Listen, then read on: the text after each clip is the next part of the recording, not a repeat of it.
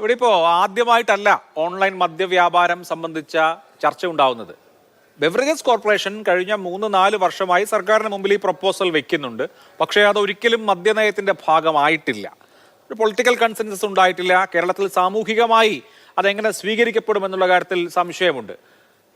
Online വഴി വീടുകളിൽ മദ്യം എത്തിക്കുക എന്നുള്ളതിനെ സ്വീകരിക്കാൻ കേരളം സജ്ജമായിട്ടില്ല എന്ന വിലയിരുത്തലാണ് സർക്കാർ ഇങ്ങനെ ഒരു തീരുമാനം എടുക്കുന്നത്. അല്ലെങ്കിൽ ഈ ഓൺലൈൻ മദ്യവ്യാപാരം ഇപ്പോൾ വേണ്ട എന്ന് തീരുമാനിക്കുന്നതെന്ന് വേണമോ അനുമാനിക്കാൻ?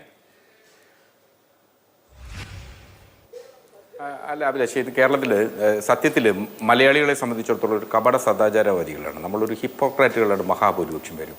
അപ്പോൾ കേരളത്തിലൊരു 10 മുതൽ 15% ആളുകൾ വളരെ കൃത്യമായി എല്ലാ ദിവസവും മദ്യം കഴിക്കുന്നവരാണല്ലോ. അവരൊരു 5% മാത്രമേ മദ്യപിക്കുന്നു എന്ന്, അല്ലെങ്കിൽ ഞാൻ മദ്യപാനിയാണ് എല്ലാ ദിവസവും മദ്യപിക്കും എന്ന് സമ്മതിക്കാൻ തയ്യാറാവും. 10% വരുന്ന ആളുകൾ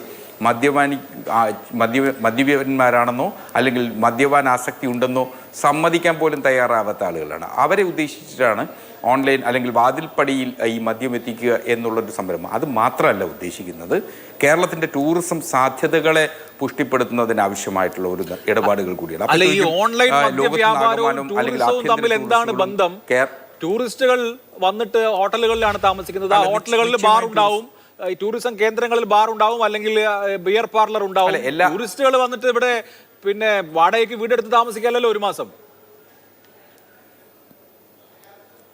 അങ്ങനെയല്ല അഭിലാഷ്. നമുക്കിപ്പോൾ കേരളത്തിലെ ടൂറിസം സാധ്യതകളെ പുതിയ തരത്തിലേക്ക് മാറുന്നു. നമ്മളിപ്പോൾ ഹോം സ്റ്റേകൾ ആണ് കേരളത്തിൽ വളരെ വ്യാപകമായി വർദ്ധിച്ചു വരുന്നൊരു സാഹചര്യമുണ്ട്. അപ്പോൾ ഹോം സ്റ്റേകളിലേക്ക് താമസത്തിനെത്തുന്ന ആഭ്യന്തര ടൂറിസ്റ്റുകളെയും അതുപോലെ തന്നെ വിദേശ ടൂറിസ്റ്റുകൾക്കും ആവശ്യമായിട്ടുള്ള നല്ല മദ്യം എത്തിക്കുക, അതോടൊപ്പം തന്നെ വിദേശ ബിയറുകൾ എത്തിക്കുക, ഇതൊക്കെ ബിവറേജസ് കോർപ്പറേഷൻ്റെ ആഗ്രഹമാണ്. പക്ഷേ ഇതിലൊരു രാഷ്ട്രീയ തീരുമാനം കൂടി എത്തണം.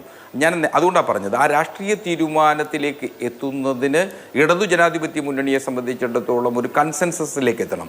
അതിന് പാകമാകുന്ന ഒരു സാഹചര്യം കേരളത്തിൽ നിലവിലില്ല. കാരണം എന്തുകൊണ്ടെന്നാൽ മദ്യപാനത്തെക്കുറിച്ച് പറയുമ്പോൾ നമ്മളിലെ കപട സദാചാരവാദി കേവല സദാചാരത്തിന്റെ പ്രശ്നമാണോ? അജണ്ട എന്താണ്? 500 കോടിയുടെ അധിക കച്ചവടം ഉണ്ടാവും. എനിക്ക് തോന്നുന്നു 500 അല്ല, ചിലപ്പോൾ 1000 കോടിയുടെ അധിക കച്ചവടം ഉണ്ടാവുന്നേ.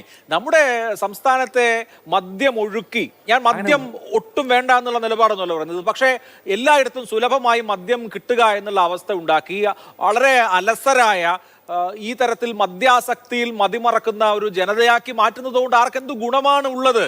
നമ്മൾ ആ തരത്തിലൊരു സമൂഹമായിട്ടാണോ മാറേണ്ടത്? അങ്ങനെയല്ല നോക്കേണ്ടത്. ഇപ്പോൾ നമുക്കറിയാം, ഗുജറാത്ത് സമ്പൂർണ്ണ മദ്യ നിരോധനമുള്ളൊരു സംസ്ഥാനമാണ്.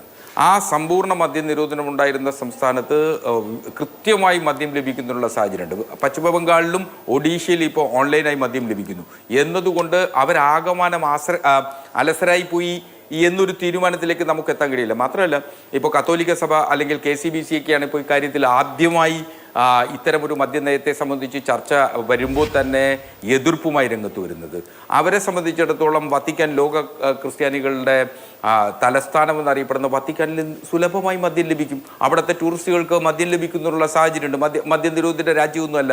ലോകത്താകമാനമുള്ള രാജ്യങ്ങളിൽ ഇപ്പോൾ മദ്യം ആരോഗ്യത്തിന് ഹാനികരമാണെന്നുള്ളതിൽ ഒരു സംശയമില്ല. പക്ഷെ നമുക്ക് കേരളത്തിൽ മദ്യത്തെക്കാളെതിരെ ഏറ്റവും കൂടുതൽ യുദ്ധം ചെയ്യേണ്ടത് ഇപ്പോൾ ലഭിക്കുന്ന രാസലഹരിയാണ്. ഇപ്പം രാസലഹരി സുലഭമായി ആവശ്യക്കാരിലേക്ക് എത്തുന്നു എന്നുള്ള വസ്തുത നമുക്ക് എല്ലാവർക്കും അറിയാം. അത് എന്തുകൊണ്ട് എത്തുന്നു എന്നുള്ളത് ഇപ്പോൾ മദ്യം സംസ്ഥാനത്ത് സമ്പൂർണ്ണമായി നിരോധിച്ചു എന്നിരിക്കട്ടെ, അങ്ങനെ ഇരുന്നാൽ കേരളത്തിൽ മദ്യലഭ്യത ഇല്ലാതാകും. അപ്പോൾ നമുക്കറിയാം, കോവിഡ് കാലഘട്ടത്തിൽ കണക്കുകൾ പരിശോധിച്ചാൽ മാത്രമേ അറിയാം, കോവിഡ് കാലത്ത് വീടുകളിൽ പോലും മദ്യം ഉൽപ്പാദിപ്പിക്കുന്നതിനാവശ്യമായിട്ടുള്ള നടപടികൾ വന്നതിൻ്റെ പേരിൽ എത്ര കേസുകളാണ് സംസ്ഥാനത്ത് പോലീസും എക്സൈസും എടുത്തിട്ടുള്ളത് നമുക്ക് കണക്കുകൾ പരിശോധിച്ചാൽ 2018, 19, 20 എക്സൈസിൻ്റെയും പോലീസിൻ്റെയും അബ്കാരി നിയമപ്രകാരം വയലേഷൻസിൻ്റെ കണക്കുകൾ പരിശോധിച്ചാൽ നമ്മുടെ മുന്നിലുണ്ട്. അപ്പോൾ കേട്ടില്ല, പറഞ്ഞോളൂ.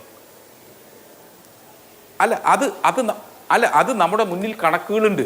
അപ്പോൾ ആ കണക്കുകൾ വെച്ച് പരിശോധിച്ചാൽ ഒരു സമ്പൂർണ്ണ മദ്യനിരോധനം പ്രായോഗികമായി നടക്കില്ല. 2-3 വശങ്ങളുണ്ട്. ഒന്ന്, ഈ ജനങ്ങൾക്ക് ആവശ്യമായിട്ടുള്ള ഒരു ഉപഭോഗ വസ്തു എന്ന നിലയിൽ നിശ്ചയമായും മദ്യം ഈ കേരളത്തിൽ നിന്ന് നമുക്ക് തുടർച്ച നീക്കി മാറ്റാനാവില്ല. 2, കേരളത്തിൻ്റെ സമ്പദ് വ്യവസ്ഥയിലേക്ക് അത് കോൺട്രിബ്യൂട്ട് ചെയ്യുന്ന ടാക്സിനും അതൊരു വലിയ ശതമാനം ടാക്സിനും ഇതിൽ നമുക്ക് ലഭിക്കുന്നു എന്നുള്ളതും ഒരു വസ്തുതയാണ്. ആ വസ്തുതകൾ മറച്ചു വെച്ചു. പക്ഷെ എന്തുകൊണ്ട് ഇപ്പോൾ ഓൺലൈൻ ആക്കി കഴിഞ്ഞാൽ സ്വാഭാവികമായി 500 കോടിയുടെ കച്ചവടം വർധനവ് ഉണ്ടാകും എന്നൊക്കെ കരുതുന്നത് നമ്മൾ ഒരു കാരണവശാലും അതൊരു ഓൺലൈൻ ആക്കിയാലും വർധന ഉണ്ടാവില്ല. ആളുകൾ ഇപ്പോഴും മദ്യപിക്കുന്ന ആളുകളുടെ തന്നെയായിരിക്കും മദ്യപിച്ചുകൊണ്ടേയിരിക്കുക. ശരി, ഓക്കെ. നമുക്ക് ചെയ്യാനാവുന്നത് കൃത്യമായ ഒരു ബോധവൽക്കരണമാണ് പൊതുസമൂഹത്തിന് മുന്നിൽ വെക്കേണ്ടത്.